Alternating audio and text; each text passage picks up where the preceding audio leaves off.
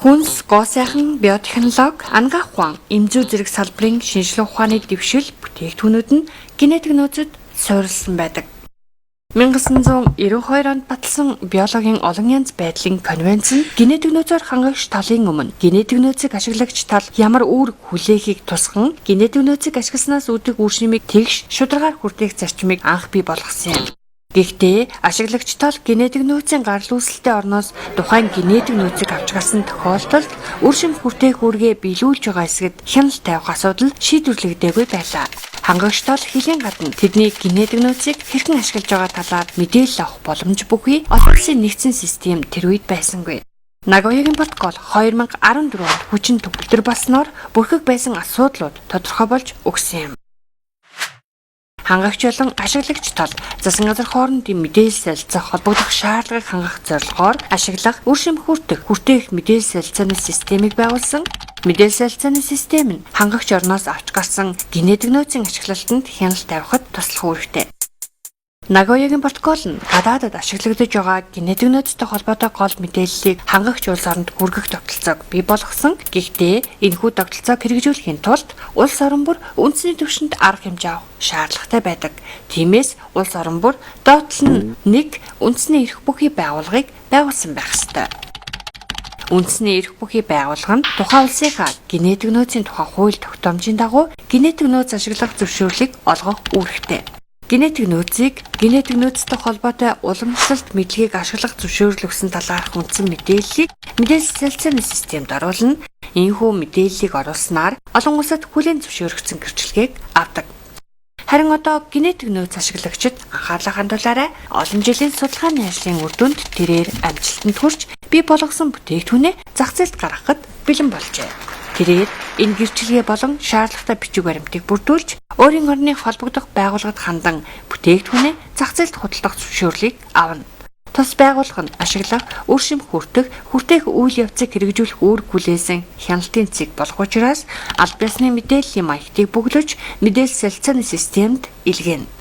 Мэдээлэл солилцооны систем нь аль биесны мэдээллийг хүлээн авч хангагч орны үндэсний эрх бүхий байгууллагад шилжүүлнэ. Ингэснээр үндэсний эрх бүхий байгууллага нь тус аль биесны мэдээллийг анх олгосон зөвшөөрөл, үндэсний хууль тогтоомж, гэрээний бичиг баримттай харьцуулах боломж бүрдэх юм.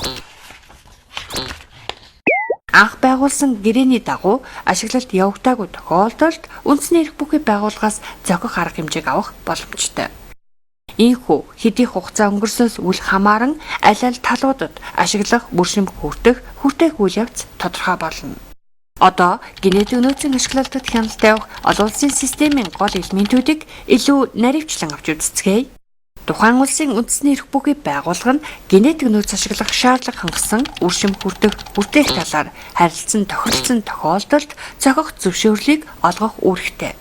Үндэсний эрх бүхий байгууллагаас олгосон зөвшөөрлийг мэдээлэл солилцооны системд бүртгэснээр олон улсын хэмжээнд хүлээн зөвшөөрөгдсөн нийслэлийн гэрчлэгээ болох бөгөөд ашиглагч оронд хууль эрхцэн үүднээс баталгааг хангах үндсэн баримт бичиг болдог. Мэдээлэл солилцооны систем нь генетик нөөцийн ашиглалттай холбоотой мэдээллийн урсгал солилцоог бий болгодог. Үүнээс гадна Нагоягийн протоколыг сойрхон баталсан орнууд үндэсний хэмжээний ашиглах, үр шим хүртээх хууль эрхцэн зохицуулалтын талаарх мэдээлэлээ тус мэдээлэл солилцооны системд оруулах үүргийг хүлээдэг. Ингэснээр ашиглагчид тухайн орны ашиглах, үр шим хүртэехтэй холбоотой тодорхой шаардлагын талаар мэдээлэлтэй болдог. Мэдээлэл солилцооны системд хариу тайлагнах зорилгоор хяналтын цэгүүд ашиглагч талаас генетик нөөцийг хэрхэн ашигласан талаарх мэдээллийг цуглуулдаг бөгөөд энэ мэдээллийг хангагч оронд дамжуулдаг. Ерөнхийдөө хяналтын цэгүүд нь патентын алба буюу оюуны өмчийн байгууллага, санхүүжүүлэгч байгууллага, нийтлэх эрх бүхий газар, бүтээгдэхүүн зах зээлд гаргах эрх олгох байгууллага болон инновац бүтээгдэхүүн хөгжүүлэлт, арилжааны чиглэлээр ажилладаг бусад байгууллагууд байх боломжтой. Албан ёсны мэдээлэл гэдэг нь мэдээлэл солилцооны системд оруулж цаашид хангагч оронд дамжуулахад зориулан хяналтын цэгийн цуглуулсан мэдээллийг нэгтгэхэд зориулсан стандарт маягт юм. Бүх улс орнууд энэхүү гол элементүүдийг бүрдүүлэх шаардлагатай. Зөвхөн эдгээр элементүүдийг үр дүндээ хэрэгжүүлж байгаа тохиолдолд улс орнуудын хооронд генетик нөөцийн ашиглалтанд хяналт тавих боломжтой болно. Энэ нь ил тод байдал итгэлцлийг нэмэгдүүлж улмаар шинжилгээ ухааны дэвшил, инновац, бүтээгдэхүүн хөгжүүлэлтийг бий болгох, мөн түнчлэн ашиглагч, хангагчид өргөөжөө хүртэж, байгаль орчноо хамгаалах зорилготой ашиглах үр хүртэх гэрээ хамтын ажиллагааг улам өргөжүүлэхэд 20 нэмэр үзүүлэх нь дамжиггүй юм а.